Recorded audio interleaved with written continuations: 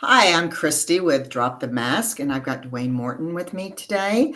When we drop the mask, we realize that there's nothing more liberating than being our true self when we finally realize who our true self is. So, through our stories, we see that our true power is not in perfection, but in the courage to be who we are from our heart. Um, Everyone. I don't care who you are, what generation, everyone's worn a mask to fit in, to be accepted, to keep the peace, hiding parts of ourselves to appease others. And what happens when we finally drop the mask? Um, we start seeing who we are and loving who we are, and we stop hiding, we start healing, and we step in fully into our worth. So, how I do this, Dwyane, is just a conversation. It's very relaxed. You and I've met each other last year, and we talked about the struggles of depression, about worth. You shared your story. I shared about my story, and as a warrior for mental health, and I went through depression from 8 till I was 40. Because I kept on looking outside of myself to find out. I wanted everybody to approve of me, but I didn't love myself. So how could they approve of me when I didn't even like myself? And then also, I'm seeing more and more how it's the struggle is different than women and men um, with their mental health. The society says you can't say anything, you can't do anything, you're supposed to be the strong one. And yet, as a woman, we want you to share, but when you share, we want you to be strong. So it tends to confuse people, and people tend to spiral down. So tell me a little about, let's start when you realized, when we had talked about the drop the mask, and you said, hey, I would love to join this. Tell me why. So I feel like it was going to be a very interesting conversation, and I also felt like through the conversation, I'm probably going to learn, or I'm going to probably open a door that I wasn't even aware of. I think that's the beautiful part about doing podcasts and doing interviews is sometimes someone will open up a door, ask a question, and it will allow you to realize, hey, there's something here that I need to work on. And so I think that was the most intriguing point of it. The other aspect is this is for awareness for man's mental health. And I'm a true just a true believer that there's so many people that should open up more, and it's going to be better for just the community. I don't believe it's not just the person. To me, it has to be something that's actually benefits the community, and then which that makes a better society. I think that was the most intriguing aspect of all of doing this. And then also, we find out when we do lean in and we do share our story or our experience, because I hate using the word story, but that's what it is, because there's no fairy tale out there. Other people can say, "Oh wow, I'm not alone," or "Oh wow, I can understand where they're at. I've been there before. I can actually share what I've gone through and to help them go forward." And it's now all about people wanting to truly help each other. Society's like, oh, yeah, help everybody, be kind, blah, blah, blah. It's all talking points. But now it's time for us to really stop the bullshit and talk the walk. So let's go back to when you wore your masks and you battled with what you've battled with. Yeah, so for me, my mask have always been there. That's what I was going to say is like I've always been. So one of my friends had made a blog post the other day, and I read it, and it's talking about the in between. She could hang out with the people in the library, the nerdy people. She could all these different stereotypes, because I don't want to list the stereotypes, but everyone knows them. But that's the thing is like for me, I was an athlete, I was a jock, but I also didn't fit in there. I never fit in anywhere. Same thing with my family. I've never fit in with my family. Like I'm close to them. I know I'm loved, but I never fit in. Like I'm a true entrepreneur by the age of like 10. I was having business ideas. Other people were like, well, that's a cool idea, but they wouldn't run with it. And so those are the things that I just wanted to because I think that when you feel like you don't belong, then you don't have that identity that to hold on to everything else. So for me, it was I was an athlete. I wasn't popular. I didn't want to be popular because then that put me into that corner. I never wanted to be in the corner. I wanted to be outside of the box. The other aspect is when I got diagnosed, that was the first time that I got a true identity that I had to like it was like a prison sentence. It was like, hey, here's your orange jumpsuit. Here's the thing that like you're battling cancer. And so everyone would always call me a survivor. I'm not a survivor. I'm like, I haven't beat it. And so that was the thing is like, it, so the mask that I brought was different mask at different occasions because it depended on who I was around. And so here's the thing is I wasn't a person that was like peer pressure was not a big thing to me. I didn't really care what other people thought about me, but at the same time, I could talk about NASCAR to some of my country folks. I could talk about farming to some of my country folks, hunting, fishing, those type of stuff. But then also when I go and talk to someone else, I could talk about like hip hop and those type of things. And so that's the thing is like, but truly, I had friends on all these sides, but I fit in the middle. I never belonged. And so I think that there was different types of masks that I wasn't even aware of. I was also a very spiritual person.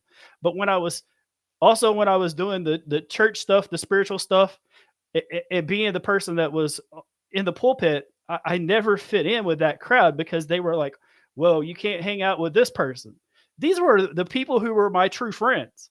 Like the true friends when I really went through some stuff, that's when that's the people who were there. And so I think that's the thing is like I just realized that I wasn't ever supposed to fit in anywhere. I was supposed to be this outsider who was supposed to be supportive of all these people. But what I didn't realize is that I was cheating myself. And so Correct. when you start becoming self-aware and you start actually um, you start prioritizing self-care, that's when all these things start coming up. And to me is right now is like these masks, like I want to burn them. Like I don't really care. Like at this point, I don't care if you love me or you hate me at this point. I just want to be myself and the people want to accept me. And the people that don't. Like there isn't a place where I feel like I should have to change myself to be able to fit in. And unfortunately, society wants us to change to fit in. And then we battle diseases or, just the ups and downs and the ugliness because we're outside looking for the approval. And we might not be looking for the approval, but you're like you, I was never one click. I'm all types of people. However, and I've been judged from a church. Um, Once you realize and you truly know who you are and you're standing in your truth, that it's like either you like me or you're not. Usually you're going to not like me when you first meet me, but then you're going to come around and go, wow, okay, I actually like that person. Because I've learned that when we don't like somebody, it's because we're looking in our own mirror and there's something that we don't like about ourselves that they trigger. And so now we don't like them. And it's understanding, okay, so do I put on the mask to appease them so we all can be all happy and joyful? Or do I just stand in my truth and say, this is who I am? And it's the mask is off. Yeah. So one of the things that like I felt like I put a mask on was when, especially after the diagnosis, was like, Now, can you share about the sure, diagnosis? sure. So I was 29 years old. I was diagnosed with a rare blood cancer. They were not aware of what it was exactly. They just knew that like, hey, something's wrong. Just to kind of give you some context, is the day before I got up and I ran 2 miles and I played basketball that night. The next morning, I could not get up 3 flights of stairs. So that's the thing is like, this wasn't like something that was gradual. I had an idea. Absolutely not. It was just like these two extremes. I went to the doctor. The doctor was like, hey, I think you need to go to see an oncologist. He actually said a blood doctor. And so I was like, I was so naive and I wasn't aware of what was possibly going on. And then when I saw oncologist, I was like, oh, this is not good. This is not where I'm able to just take a pill or, or able to just change something and everything goes back to normal. And so the also part of myself died that day when I got diagnosed because one of my favorite things to do was run. Like every day I wanted to run. That's how I dealt with stress. That's how I dealt with all kinds of things. And so I was unable to run after this diagnosis. And so that was the other aspect of it was like this one piece, this piece that like kept me sane, stress free was taken. So like the basketball part that was already kind of taken away with a knee injury. So it wasn't that big of a deal. It was just like, okay, allow me to play basketball every now and then and I'm good. But the running part, I was like, I had aspirations of like running marathons in my 60s. Like there was just this type of different level of like how much I truly enjoyed it and I loved it. But the diagnosis, they gave me 5 years initially.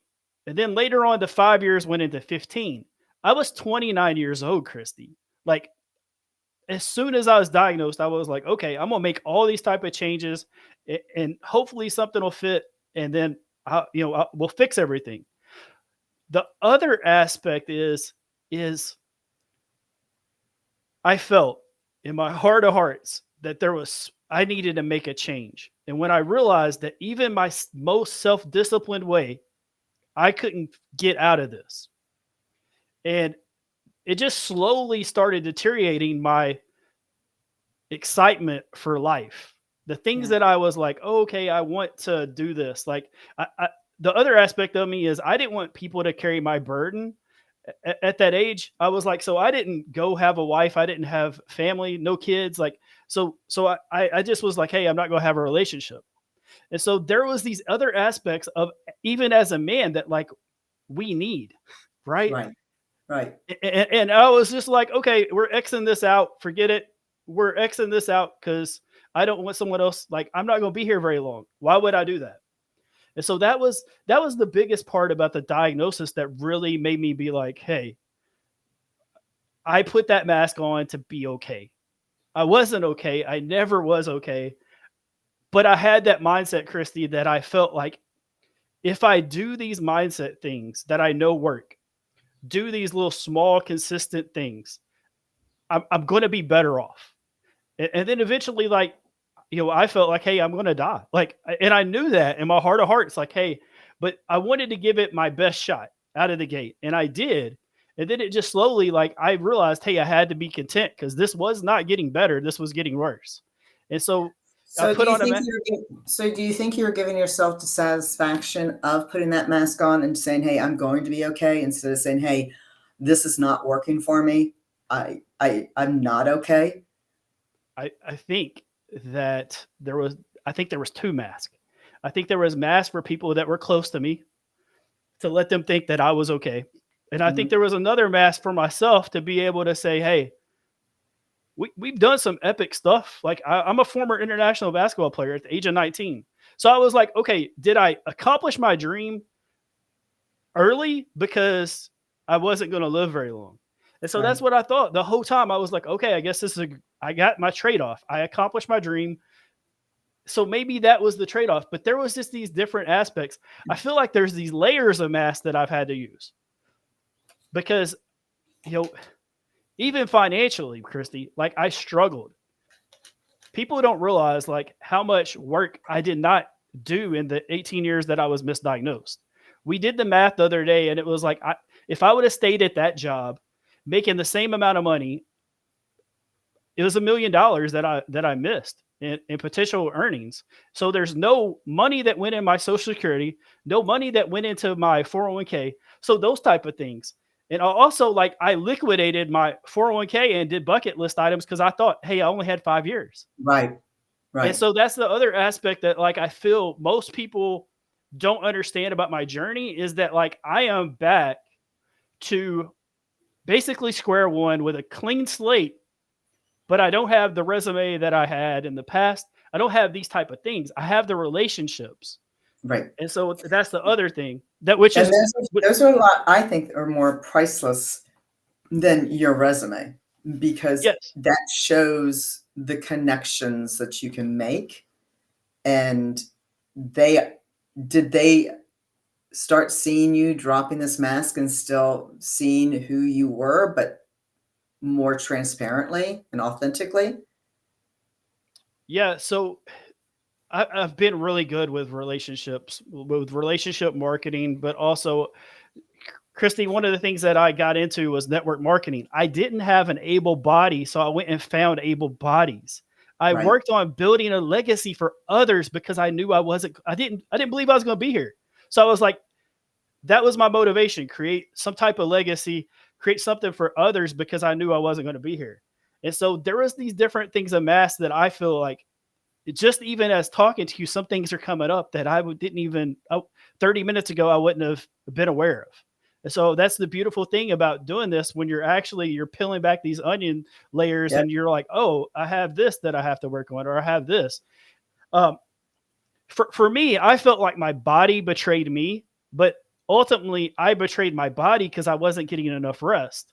And so my diagnosis now is just sleep apnea.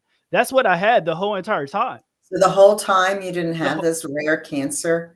No. So that's the thing. I found out in March of last year that I was misdiagnosed with, and I only had severe sleep apnea.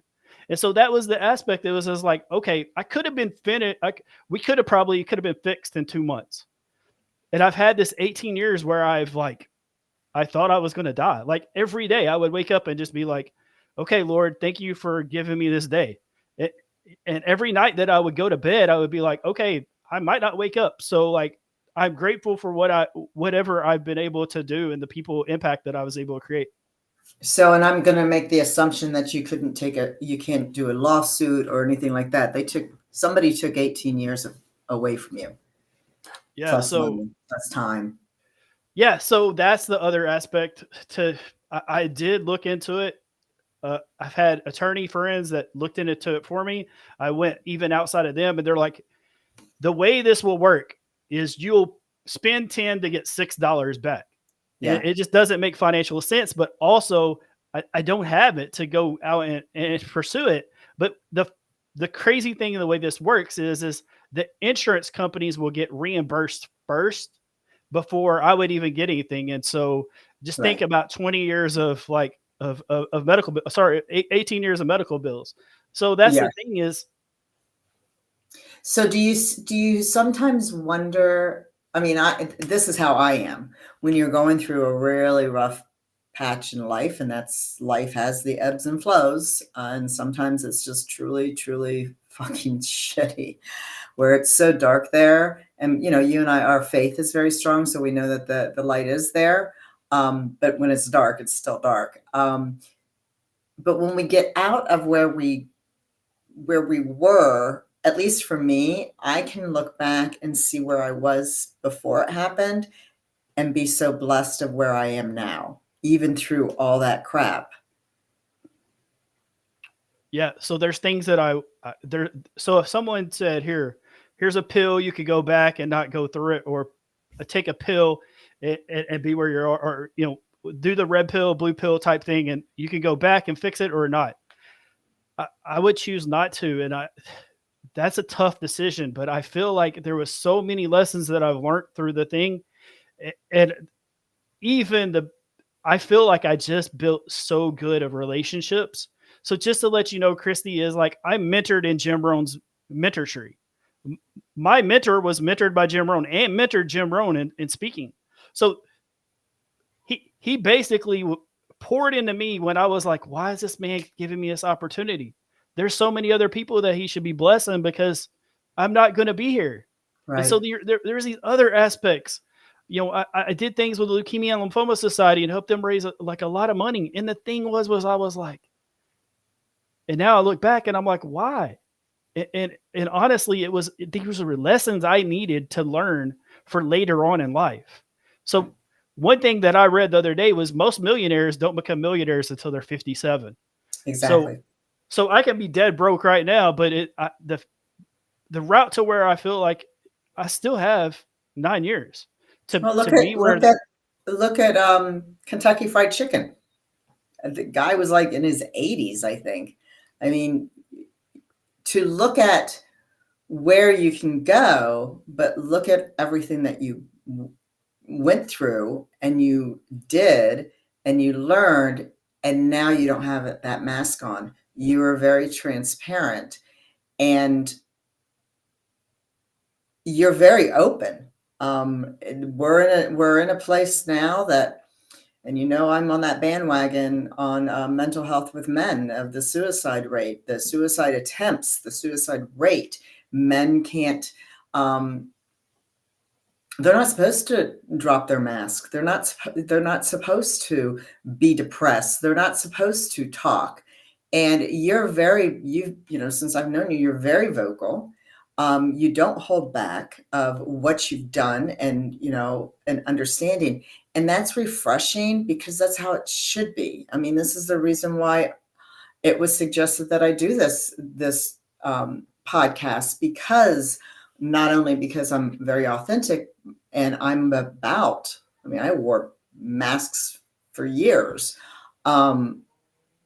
and understanding that when somebody might say something to you and it's not, it's in judgment or whatever, our response is put that mask on and let's be who they want us to be. I think you're in the same place now. I don't, because it's their stuff. So I would say a lot of this has changed since 2021. Yeah, sorry, 2022. So I was involved in a police shooting as a bystander. I was driving by, a stray bullet hit the truck. At eighth of an inch, the bullet, if the bullet would have hit eighth of an inch or would have went to eighth of an inch to the left, it killed me. Eighth of an inch to the right hit my baby niece, who was 3 years old at the time. And so I believe that was one of those life-changing moments where I was just like, everything can change at one moment. And then when I found out last year about being misdiagnosed, everything changed in one moment. So these miracles happen, whether big and small, Christy. We put the comparison on them all the time. We're able to breathe. We're able to do all these different things that are miracles every day, every second. We're miracle all the time. And so for me, it was just this eye-opening experience to be like, why am I here? And what can I do here to better off the community? But also to better off you to stand in your truth. So that's the other thing, is I'm so purpose driven that like I can take the darts and be like, okay, I've been taking darts my whole entire life. Like if a guy wants to say something to me and say, I can't believe you would say that, I don't really care. That's what I was going to say, is like, I'm not doing it for you. I'm doing it for someone else. I actually have made this comment before, is if I have to get in front of 1,000 people and speak and 999 boo the shit out of me, you know what? I don't really care, because it's the one person that I changed their perception of their life. The other thing, Christy, is I never was suicidal. I just knew that like I was just going to go through it, and I was going to try my damnedest to get through it. And if that kills me, that kills me. But and I feel like that was not a mask. That's just how determined I am of living life to the fullest. But also knew that like these different aspects of my life, there's times to rest, there's times to move. As long as I moved sometime during that day and made some type of progress, that's what I needed to do. And so the greatest thing for me was to have that diagnosis be removed. I was like a wind up toy being held. I don't know if you ever wound up a toy and just held it, but you can feel it shake if you keep winding it up, right? That's how it was. I just had that pin up energy. And then it was like, once I was released, it was like, okay, I know exactly what I want to do. I know I had to heal first. That was the other aspect I was going to say. But the biggest takeaway is it doesn't matter what other people think about you, because there'll be someone else that you're opening up a whole different chapter for in a whole different book. So Yep. maybe it's your chapter, but it's a whole book for that other person. And so I get messages every day, bro, you inspire me. Dude, I can't believe you said this on XYZ podcast. I can't believe that you're doing this. Like, so my motto is show up to win. So every time I'm showing up with some type of intention to take something and better in that period of time. Is that And so coming? Do you believe it's comes from your competitive side of playing basketball and running and all that stuff, or just are you competitive for yourself and then everything around you now? I've always been competitive, but I also know that there was a time in my life where I was scared, and the fear would stop me from doing things. And this is the thing. I'm not scared anymore. Like getting on your podcast, like people say they're nervous. I'm not nervous. Like I'm just showing up to win. And when I say I'm showing up to win, I'm showing up to change someone else's life because I'm so purpose driven. Here's the thing. All these things happened to me and I learned lessons. But the switch for me, Christy, was when I stopped thinking from a victim mentality, like this Yep. stuff is happening to me. Then I went through, oh wow, this stuff is happening for me because it's giving me a platform that's incredible. Things that like I could never dream about. But what one of my friends told me: these things are happening through you because Right. someone else is learning the lesson as you're speaking about it, and so they don't have to go through the same type of turmoil to get there. And that's why we share this. That's why we share, because we can be going through a really, really tough time, but then somebody else will start sharing and you'll be like, wow, okay, I think I'll stick with what I have. It's not fun, but I think I'll stick with what I have because what you Absolutely. went through, there's no way in hell, you know, yes, we would be able to get through it because of who we are, but you're sitting back going, my stuff's pretty bad, but Yeah. So maybe so when I was 19 and I was playing basketball overseas, I met this 5-year-old boy. I'm a very picky eater, Christy. I am like, hey, I did not want to eat this uh, lunch or meal that they gave us. I pushed my plate up on the table and I was like, hey guys, I got peanut butter crackers in my lunch in my gym bag. I am not eating this. Uh, God has a way of humbling you, yes, he and does. he humbled me this day. But this one part of gratitude that I got that day has pushed me through all these type of obstacles. This 5-year-old boy had not eaten in 3 days. I've never had to worry about food, water, or shelter my whole entire life. So at 19 years old, I realized that, as I shared with you before, our nightmares are other people's dreams. Yep. And whether it's used through guilt or it's used through just love, it doesn't matter. That's what I use to challenge to that was the foundation that I would bounce off of every time. Other people have it worse. And so that was one of the things when I got diagnosed. Damn, this sucks at 29. There was the, just to let you know, Christy, is like when I got diagnosed about 2 weeks later, the girl I was dating said, hey, I don't want to be Yeah. in this. That I'm usually not ready happens. for this. Right. Yeah. So that's the other aspect, is like all these type of things happen. And I was like, other people have worse. I'm okay. And that's what I kept on doing. I was just like, okay, keep working on my mind. Let's do these different changing diet, things like that. And just, I was very unfortunate that I had taken a sleep apnea test. I guess I passed it. I can't find the results, but what I can tell you is I found out later when I truly needed it. It was the perfect timing because I had all these perfect relationships to really utilize this information and utilize this platform. Well, and that's when we really see how blessed we are. because for me, I never leaned into people. I never really shared my whatever I was going through because I was always there. I was giving everybody my teacup and they drank all of it. So then I'd have nothing. And then it'd be like, well, can I have some tea? And then they would disappear. When you start to take off all the masks and start leaning in, that's when the quality people will show up. And you'll be surprised that the people that have been in your life will really show up because you're finally allowing them to be in your life. And then you'll find out people you don't really even know, or God just brings people into your life. You'll be like, well, I just met you. And who are you? Oh my gosh, you're like my, you're a strength for me. So, not having a mask on, I learned having a mask, the depression was consistent because you're constantly having to worry where you should be, how you should be, what you should say.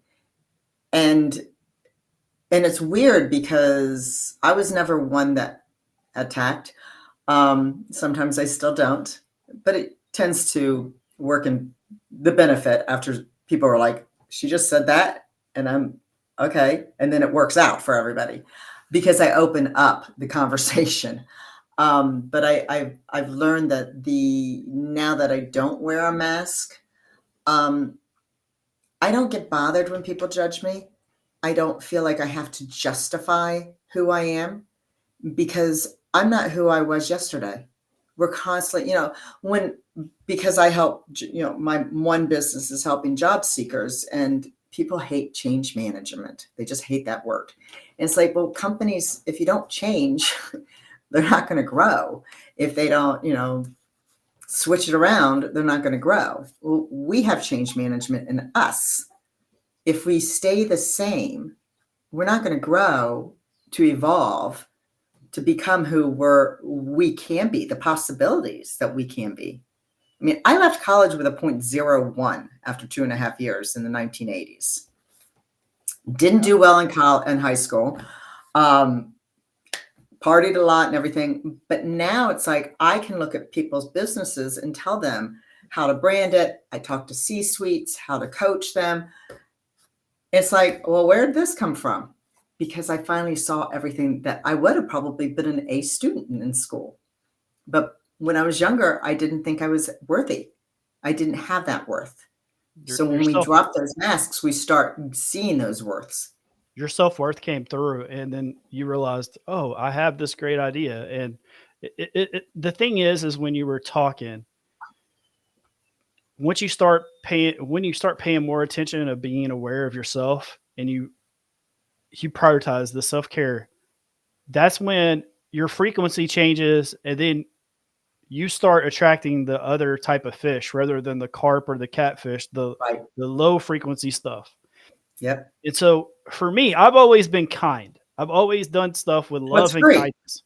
But free. I've also it doesn't cost you anything to be kind. Right. But that's the thing is, so a lot of people, when they have met me, they were like, I always just thought you were a nice guy. Like, I always thought you were just really, because I was always that person. And so those type of changes, I always like, even in my worst day, I still was like getting some of that higher frequency stuff. I wasn't just always getting the lower stuff.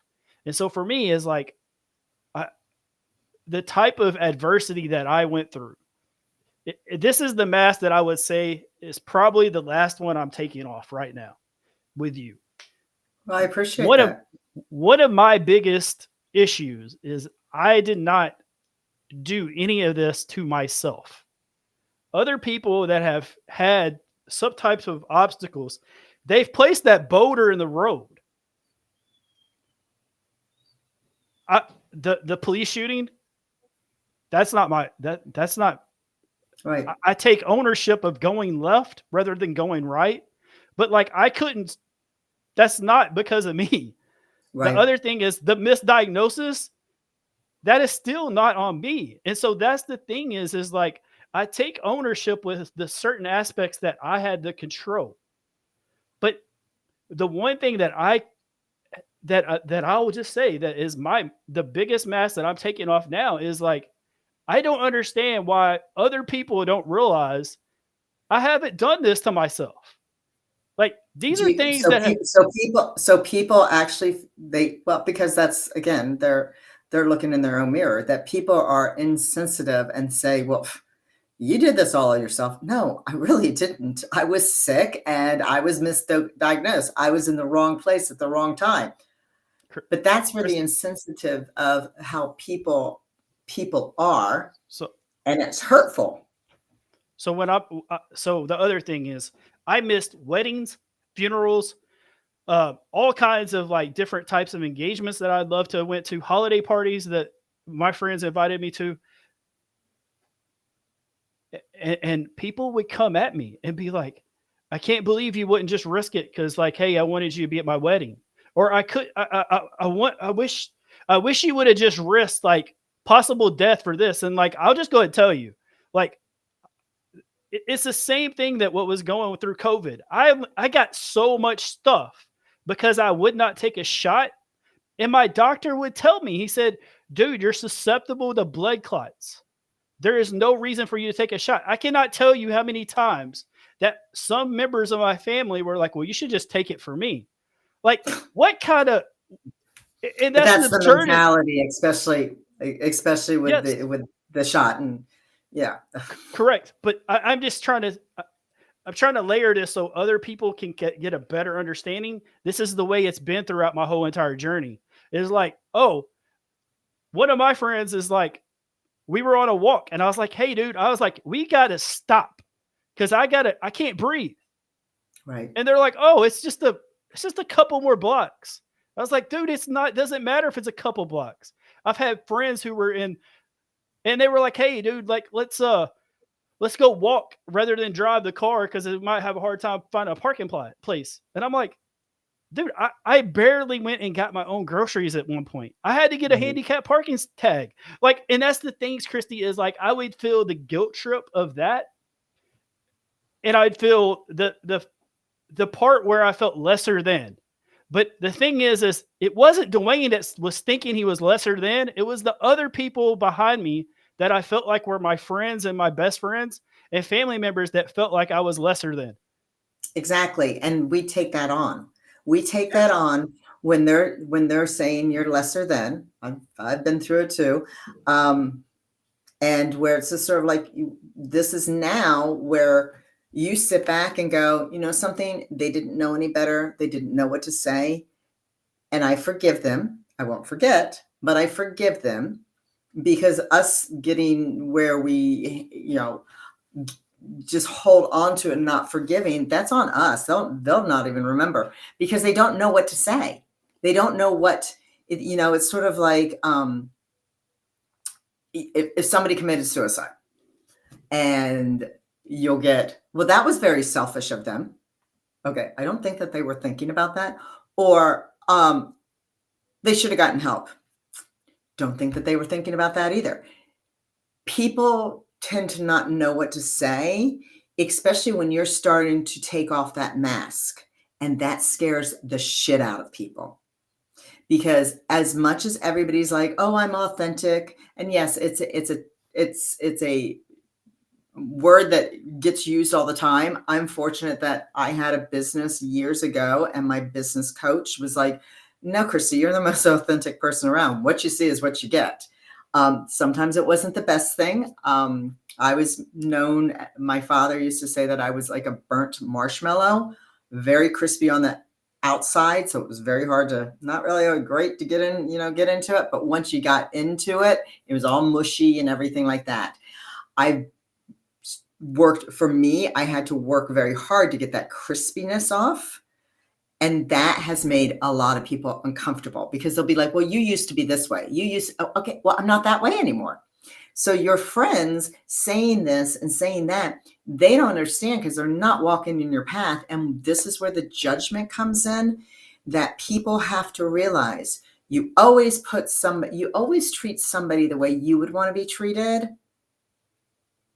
but they Absolutely. don't. It I doesn't absolutely, happen.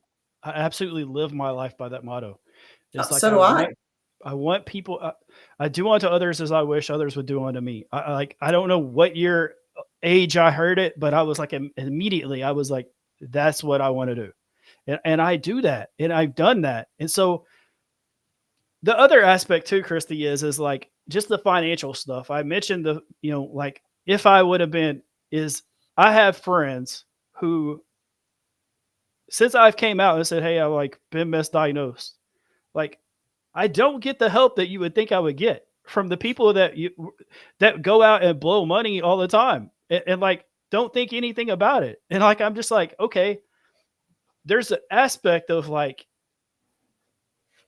if I was in my community, if my house burns down, everyone else is coming to help me out, giving me things like, Christy, I don't get that. And I don't understand that because it's such a huge, like, this isn't like a couple of years. This isn't where I could just bounce back and unfortunately just, it's one of those things where you just pull your bootstraps up and like, this Right. is 18 years is a whole entire period from birth to someone Yep. graduating high school that I Yep. missed. And it wasn't my fault. And I don't want to come out as a victim from this at all or have that mentality, but that's the aspect of my life where I'm just like, is God trying to show me something that am I missing this lesson, or am I just around the wrong type of people? Well, yes and no. So we tend to gravitate to the people of our past, and we have that expectation of them because we also see them how they treat other people, but they're not treating you the same thing. And that's when we step back and go, okay, I make them uncomfortable. That's on them, and they're not supposed to be in my life. Now I go forward because God's going to bring the right people in your life, even though you have all those past people. I had a phone call today. It was a friend, a female friend that I knew. I met her 13 years ago, and we were tight. And then I wouldn't say about 6 years ago, I couldn't even tell you what happened. She tried to talk about it, and I'm like, it doesn't matter. But we recircled. I saw her on TikTok, and I just sent her a message, and we recircled. And our mutual friend was the same way. I didn't talk to her for 5 years. That was my doing. She did something that I was still wearing masks, but we recircled. Because we recircle, people come back into your life after they've gone on to their own journeys, and it comes back in a circle. So I'm always looking, and where I'm at now, it's just sort of like, and at 63, I can look at friends I've had for 40 years, 50 years, and I've learned the word unconditionally accept. People like to use the word unconditionally love, but love has different caveats. We unconditionally accept those people that had been in our life that aren't stepping up in our life now because they're not ready to step in. And when it's ready to, they will. And you might be like, okay, thank you, but I'm still going this way, and I will always remember you. So for knowing the people in the past and family members, and that's the one that hurts. It's the family members where you're just like, okay, I'm not the same person I was, and this had nothing to do with. I had nothing to do with this, like you. Like I had nothing to do with it. I was just following the doctor's orders and doing what I had to do. Understand. And again, I'm a lot older, and I've not a lot wiser, but a lot older, that I have seen that when we give our emotions back to, or that emotion back to them, we're cutting ourselves short, and we're flipping that mask back on. So just to keep going forward, this is what happened. This is what I've gone through. I've learned from it, and I've grown from it, because look at everything that you've done and you do and you can do, and you can go forward. Whoever's behind you, either they can catch up, or they can just sit back and watch from, the the bleachers. Yeah. But So one of the not wearing a mask, it's, I mean, we can still wear that veil. We can still wear that veil when we feel that we need to in a way to protect ourselves. Oh, there's my computer decided now to just start now. At least it's not my dogs barking. But what you've done and what you bring to the table and your passion, this is what is I see is your passion to share the story, to allow other people to know that they're not alone, especially men. I mean, men. And this is what needs to be done. Yeah. So one thing that just kind of came to light as we're talking, I told you this is what's going to happen on this podcast is like, I feel so many people like labeled me as lazy, but they couldn't understand that. Like one of the symptoms that I struggled with was like the symptom that was uh, the symptom that I struggled with the most was like, I had the flu. So it was like, I was completely tired. So Christy, how you feel when you have the flu is how I felt every day. So it Ugh. was like I had like a quarter of a tank of gas to last me the whole day. And so some people would think that I was being lazy, and I really wasn't. It was just they were seeing themselves as, well, if I was doing all of this like that, then I would be lazy. And so it's one of the things that you just mentioned that just kind of opened that door to make me think, oh yeah, like I understand that a little bit better. But that was another thing that was really difficult. I had some Campbell soup cans thrown at me at a uh, at a grocery store because I was in a handicap parking and was getting Right. out, which I looked healthy, I looked athletic, I was wearing basketball shorts and a t-shirt, and the lady goes, "You know better than to to park in a handicap thing," and I was just like, "If you knew, lady, how much Right. I really need this right now." And I didn't even have the energy to say anything. I just was And like, you know okay, something, I've been around where people have done that to people getting out of handicap. I've been in the car with them and I look at them and go, you don't know what they have. You don't know if they have MS. You don't know what they have. So there it goes back to, don't make a judgment about anyone, because you can't, what was that saying? You can't judge a book by its cover. You can't. But people do, and that's just life. I mean, I've gone to church. I've gone to a church that I went to in Florida, and they were the most judgmental people I've ever been around. Now, they were Southern Baptists, but I'd never been around Southern Baptists. But they would judge me because of my posts off of Instagram and Facebook, that I would say swear words. Or I had one of my earlier modeling pictures that, yeah, you don't see anything. You saw more of stuff on the beach in Florida.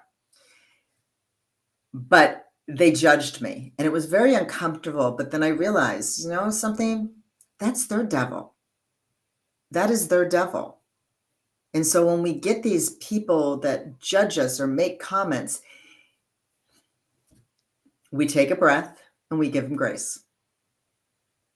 And yeah, it's going to bother us because that's, that our worst critic is on top of in our head.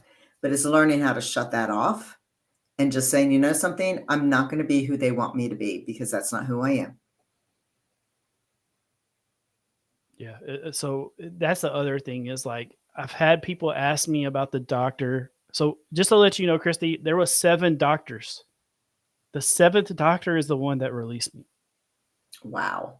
So it wasn't just one doctor; it was a bunch. And they saw my records and they put me in that box. But someone asked me, like, are you mad or like, would you get upset? And I'm like, no, like, I don't feel like they maliciously did this. I just don't in my heart of hearts. And so I just, I love them with grace from where I'm at. Like, and I just pray and think and say, God, like, please, like, you know, allow them to know as I'm using this platform right now, and if they hear this, that they're okay and they understand that I'm okay with where I'm at. Same thing with the police shooting. The bullet from the gun, I don't know if it was the police bullet or criminal gun. I know where I was. I know this type of stuff, but I also like the guy was defending his life if it was a police bullet. And so I'm not anti-gun and I'm not anti-police. So I don't fit the agenda to go after certain things. I just want some type of accountability, but also I know the guy was probably defending his life that was involved in this. And so that's the thing is like I'm trying to love them from with grace and be in my heart of hearts of saying, hey, do unto others as you wish it be done unto you. Same thing.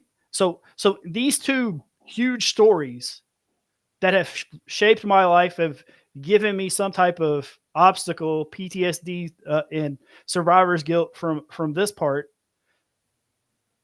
But the thing is like I understand that like there's a person on the other side, Mm-hmm. and I want them to know that like I don't blame them.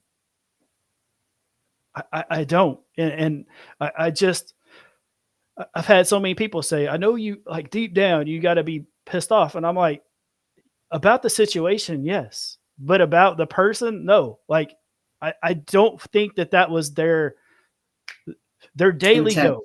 Right. Their intent, their daily go. I mean, just to let you know, with the police shooting, a criminal had a hidden gun, shot an officer, cold blood. So he murdered somebody.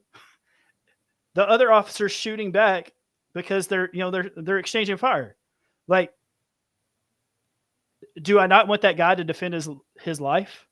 I mean, I feel like he deserves to defend his life. And so it's just one of those things. Like I was just at the wrong place at the wrong time, and God took care of it. Like God Right. took care of it. The bullet was extremely close, and I had to deal with some survivor's guilt and PTSD. Absolutely.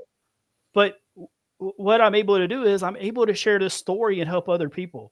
And so, and God also did this thing too, Christy. I've been told that I was a speaker since I was 20 years old. And I was like, no, I'm just a basketball player. Like, Right. I've already accomplished my dream. I'm not a speaker. It's funny how this whole full circle moment has brought me back to speaking, being a podcast host, and being a podcast guest. And eventually I'll be on stages and sharing these stories with different corporations and stuff. But that's the thing is we don't really understand our talents until certain things happen. And I feel like all this stuff happened to get me in alignment with what I'm supposed to be doing. Absolutely. And it's those full circles. I mean, I get where the people see me up on stage. Well, actually, my old business coach, who unfortunately passed away during COVID, he's like, I see you writing a book and being on stage. I'm like, no, no, and no. Just doing the lives that I did a year ago, I was like, yeah, okay, well, I'm looking at you just hanging out in my living room. This one is the same way. You're hanging out in my living room. We're just having a conversation. I don't, but I get people are like, you got to write a book, everything you've been going through and what you've done. I'm like, no, my story's nothing compared to other people's stories. My story will one day come out. It's still ongoing of this chapter, but it helps me when I do this podcast. And yes, right now I'm only doing, the 2 a month, dropping the videos twice a month just because of life. But the diverse people that I have allows me to see that, well, confirms one, we're all broken. We're all broken. But understanding that with our brokenness, we can help other people embrace their brokenness, where they don't have to wear that mask, where they don't have to pretend to be something they aren't, and they're not happy. Christy, I feel like we don't, our cracks that are in our, I forgot the name of it, but I in know Japan, it starts with a K. It's the Japanese with the gold. They put the gold. yes, Yeah, I can't say it, but it's where they put the gold into the cracks where you can they see tre- the light. they treasure it. They treasure Mhm. these cracks. And that's what we need to do as people. We need to start treasuring our cracks. And so for me, it's Absolutely. just shooting this misdiagnosis. Like that's the goal that has allowed me to build this platform that I'm able to build and able to talk with people like you. Once we start looking at those things like that, the stuff gets lighter. We realize that we're coming on our own, and that's when we start leveling up. I truly believe Absolutely. that. The other thing I was going to say is like you can't say the wrong thing to the right person.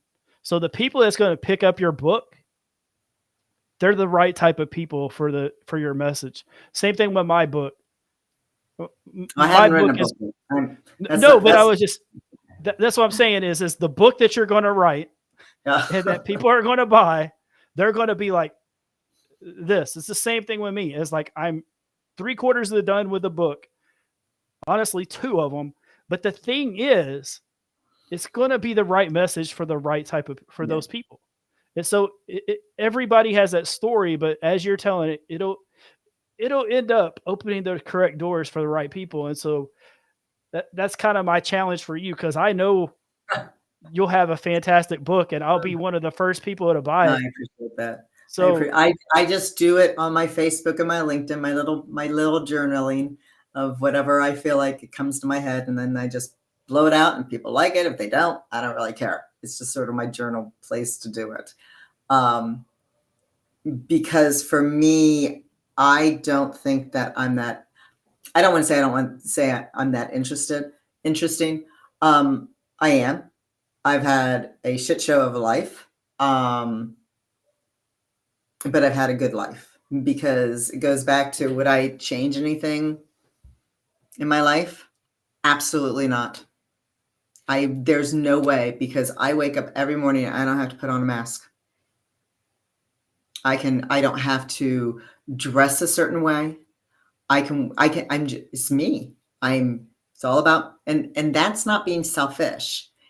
We're being selfless because when we can be selfless, that means we love ourselves, we appreciate ourselves, we see what we bring to ourselves, and then other people see what we bring to them if they desire that they want it, if they want it. And it might be just bits and pieces, might be just a little bit of that crack. But God put us on this earth for a reason. He created us, absolutely. and we're all broken. And I don't know, Jesus died for our sins. So don't go sinning. However, we all are all fucked up one way or the other. Everything's paid in full already. Of course it is. And so So I for think us to go backwards to go, I coulda, woulda, shoulda, or why isn't this person in my life anymore? They're not supposed to be on this part of your journey. They might come back, but if they do, they do. And yeah, that's it, so if somebody said to you, how hard is it to take off a mask? What would you say to them? it's liberating. It's not easy. It's simple, not easy. Like none of this is easy. Like if Mm. you want easy, like you're not going to actually go through and actually level up. You're going to stay the same. If it's easy, then you know that probably you're out of alignment anyway. If it's easy, if it's difficult and it makes you really have to think, then that's probably where you need to go. So yeah, these masks, like you have to be self-aware, and so until you're aware of yourself, you don't know if Yeah. you have a mask or I mean you're aware you have a mask. You just don't know which one needs to be taken off. So I think that's the first step is just think like when I go somewhere, do I change? Why am I changing? Well, that's a mask right there. Like, or if you feel uncomfortable, like if I'm going somewhere and I'm uncomfortable, I'm probably putting a mask on. And so there's these different elements of it. And so um, I'll go ahead and tell you, Christy, is like I am not a big fan of like I wasn't a big fan of journaling, but what journaling has given me is a deeper sense of myself. Mhm. It's given me a deeper sense of what what I see aligns with me, what doesn't align with me, and it's like a car. I can't go straight. I'm not going to be able to go straight if I'm out of alignment. Those tires are out of alignment. I'm going to I'm going to swerve over. Like that's the thing. And it's the same thing with life. When we're out of alignment, things aren't going to be going in a good place for us. And it's going to take us off direction of where we're supposed to be. Well, we have to learn to drive straight for us. It's just that's We have to find out what is our true alignment and what is like what's the BS part. What's the BS part of my life that like I truly don't like, I truly don't love. Um, there's so many people right now that are going and punching a clock, and it's not they're not getting fulfilled. They're right. not doing anything, but they're they're paying a price for that security, but that security isn't paying them back.